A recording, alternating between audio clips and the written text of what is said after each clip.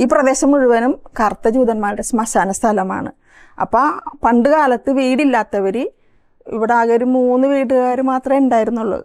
അപ്പോൾ ഈ ശ്മശാനത്തിനൊരു കാവൽ പെര പോലെ 3 വീട്ടുകാർ വന്ന് താമസിച്ചു. അപ്പോൾ ഇത് പുറമ്പോക്ക് സ്ഥലമാണ് എന്നുവെച്ചാൽ ജൂതന്മാരുടെ സ്ഥലം, ഒരു ശ്മശാനം. പിന്നെ ഇവരൊക്കെ ഇവിടുന്ന് പോയല്ല, അപ്പോൾ ഇവിടെ ആരുമില്ല. അപ്പോൾ വീടില്ലാത്ത ആൾക്കാരൊക്കെ ജൂതന്മാരുടെ അടുത്ത് നിന്നിട്ട്, ഈ ജ്യൂസിൻ്റെ അടുത്ത് നിന്നിട്ട് ഞങ്ങൾക്കൊരു വീട് വേണം, അതിനുള്ള സ്ഥലം വേണമെന്ന് പറയുമ്പോൾ അവരൊരു പേപ്പറിൽ എഴുതി സ്റ്റാമ്പ് ഒട്ടിച്ച് എഴുതി കൊടുക്കും, നിങ്ങൾ അവിടെ വീടിനുള്ള സ്ഥലം അളന്നെടുത്ത് നിങ്ങൾക്ക് ആവശ്യത്തിന് ഒരു വീട് വെക്കാനുള്ള സ്ഥലം കുറ്റി അടിച്ച് താമസിച്ചോളാൻ പറയും.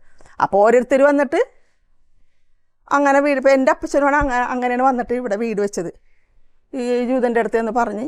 അപ്പോൾ അയാൾ ഇങ്ങനെ സ്റ്റാമ്പ് പേപ്പറിൽ എഴുതി ഒപ്പിട്ട് എടുത്തിട്ട് വാടക നിലയിൽ ഇവിടെ താമസിച്ചെന്ന് പറഞ്ഞു.